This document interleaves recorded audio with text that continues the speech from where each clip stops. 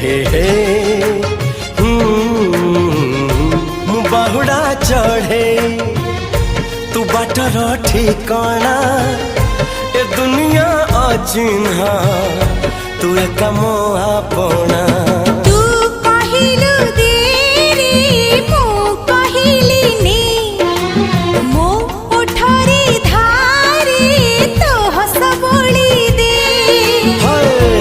कहिल तारा दे